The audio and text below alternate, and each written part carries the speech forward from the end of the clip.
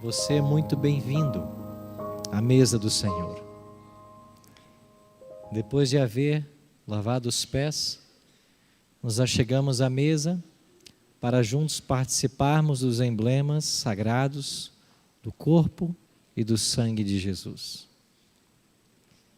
Estamos agora em João capítulo 13. E no primeiro verso, o evangelista escreveu: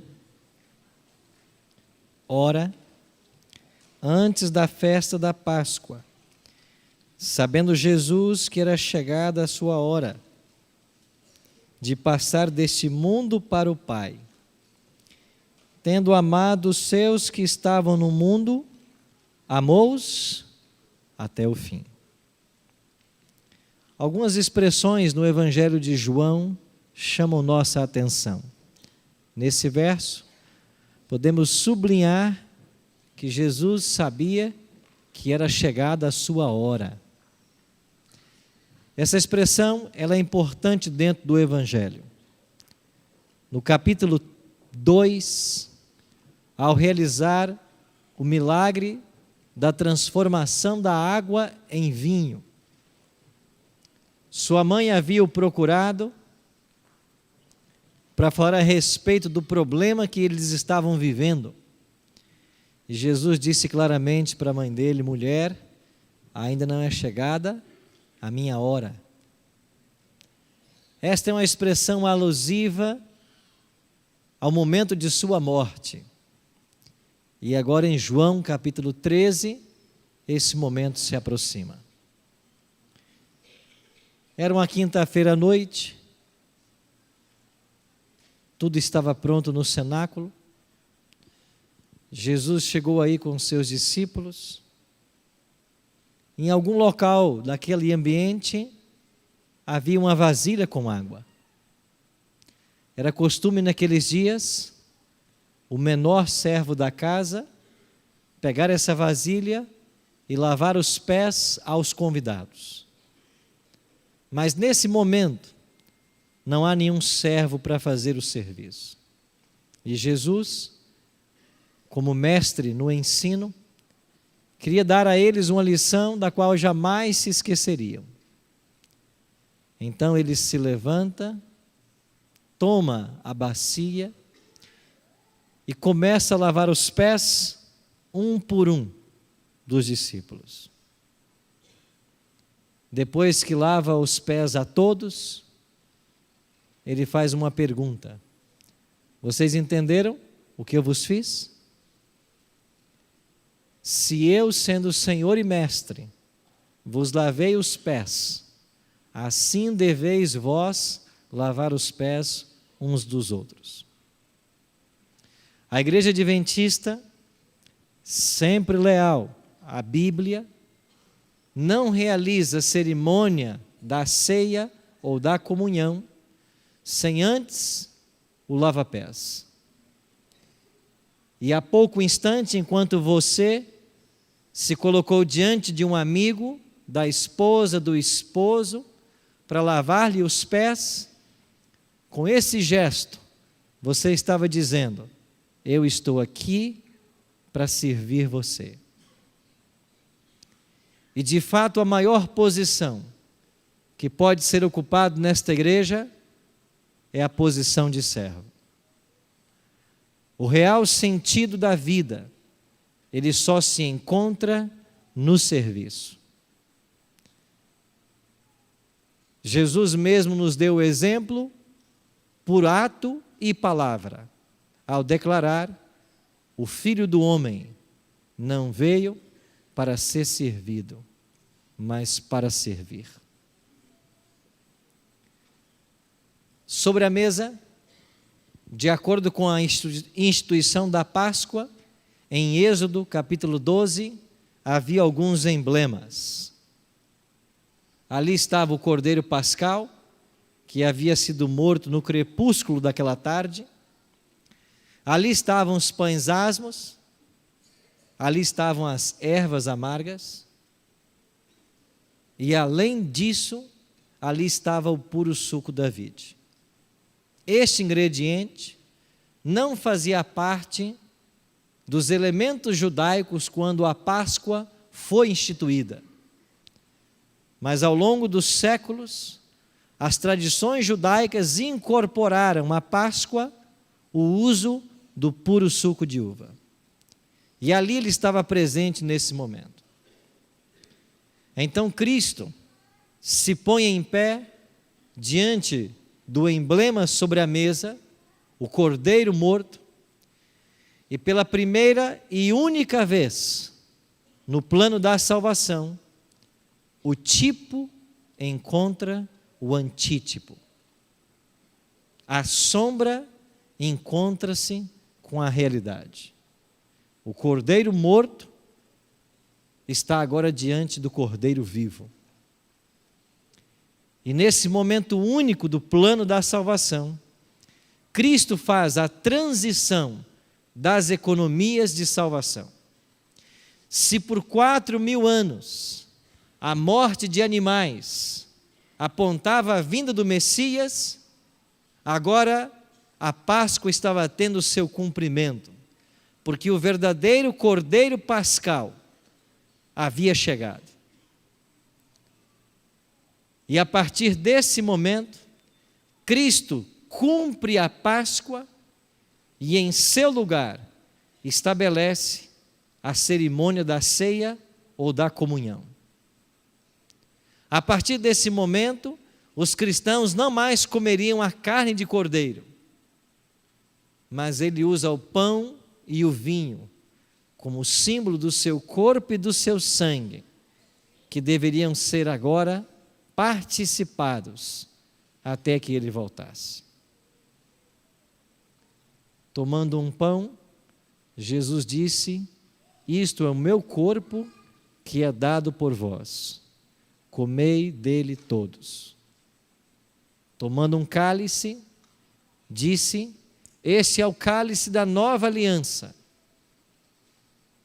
Bebei dele todos vós. Que privilégio temos nessa noite de nos aproximarmos da mesa do Senhor para participarmos dos emblemas sagrados. E ao recebermos esses emblemas e ao ingeri-los, a vida que há em Cristo será dada a cada um de nós. Os nossos pecados serão perdoados. E nas palavras do reformador Lefebvre, do século XVI, o justo morre para que o pecador viva. E nós viveremos. Viveremos pelo poder que emana do sangue de Cristo. Bem-vindo à mesa do Senhor.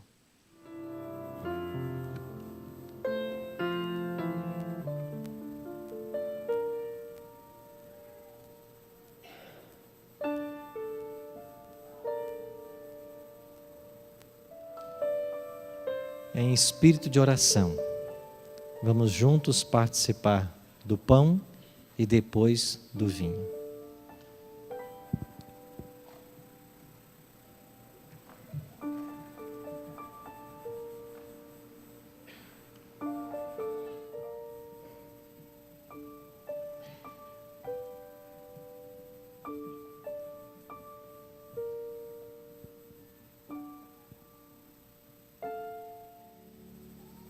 Terminada a participação dos emblemas, o Evangelho de Mateus, no capítulo 26, registra uma promessa feita por Cristo aos discípulos naquela noite. Mateus, capítulo 26, verso 29, Jesus declara: e digo-vos que desta hora em diante não beberei desse fruto da videira, até aquele dia em que o hei de beber novo convosco no reino de meu Pai. Já fazem quase 2000 anos que Jesus não participa do puro suco da vide. Ele cumpre a sua promessa. E Ele está esperando que a família humana chegue aos céus para ser integrado à família celestial, então ele voltará a participar do fruto da videira. E Mateus conclui dizendo: e tendo cantado um hino, saíram para o Monte das Oliveiras. À meia-noite, Judas chegou. Com um beijo, ele indicou quem era o traidor. Os soldados prenderam a Cristo. Pedro, na tentativa de defender o seu mestre, corta a orelha de um soldado romano, Malco. Jesus, que estava sendo preso, sem se importar consigo mesmo, ele pega no chão a orelha daquele soldado e restitui. E diz para Pedro: quem com a espada fere, com a espada será ferido. Jesus não estava preocupado consigo mesmo, mas com um soldado que viera prendê-lo. Ele pergunta para os soldados: quem vocês estão buscando? Eles respondem: Jesus de Nazaré. Então Cristo disse: deixai ir a esses, eu sou a quem buscais. E Jesus permite que os discípulos fujam. Jesus é amarrado, açoitado, injustamente julgado, e quando o dia amanhece, ele está carregando uma pesada cruz em direção ao Gólgota.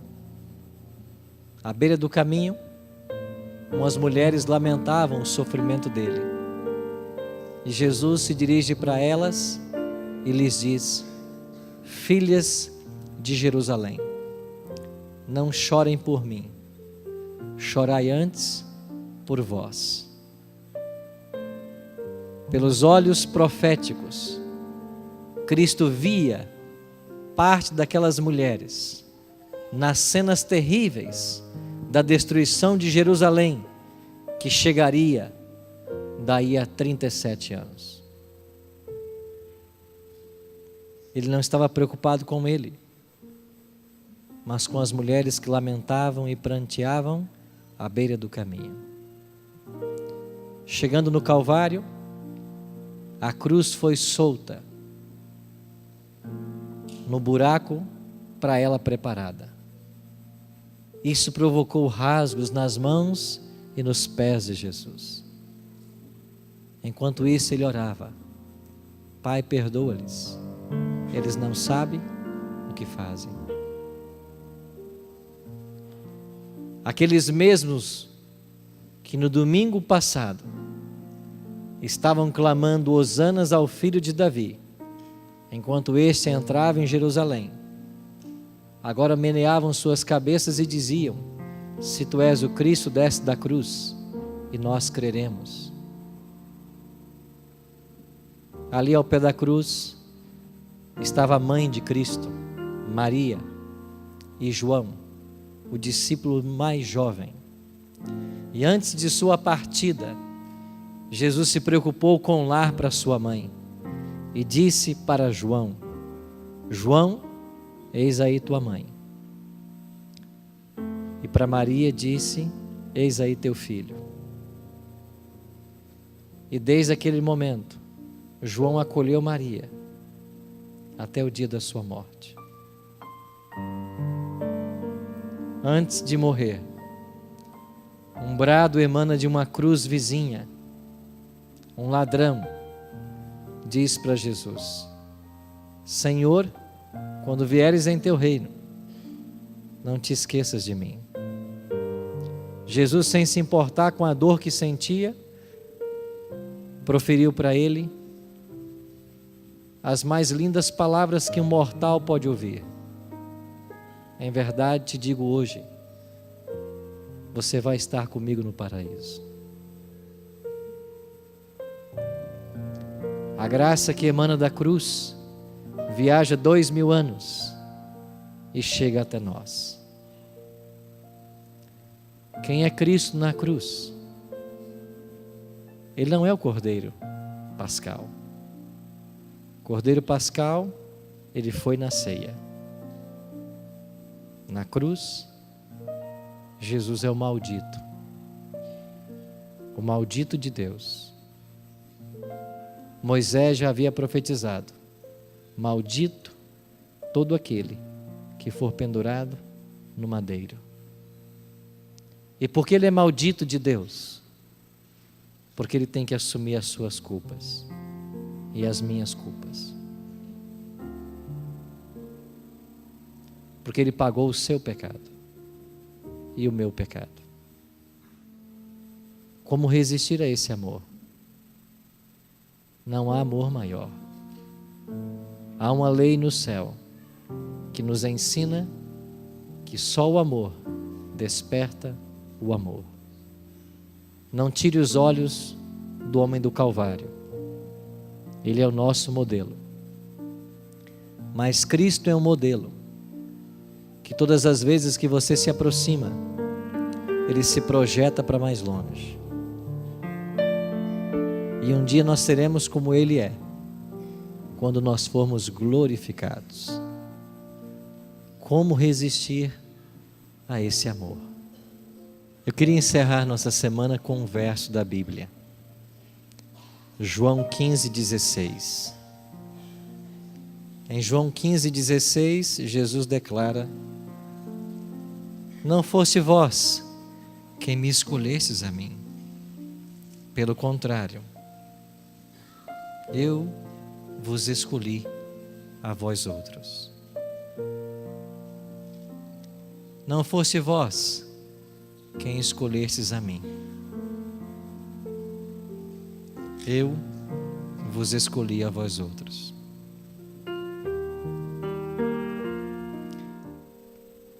Pai Santo, nós não merecemos nada, mas é assim que funciona a tua graça. Recebe sem merecer. Nós somos pecadores e maus, mas é para isso que existe essa mesa, para cobrir nossas faltas, para perdoar pecados e para conceder vida.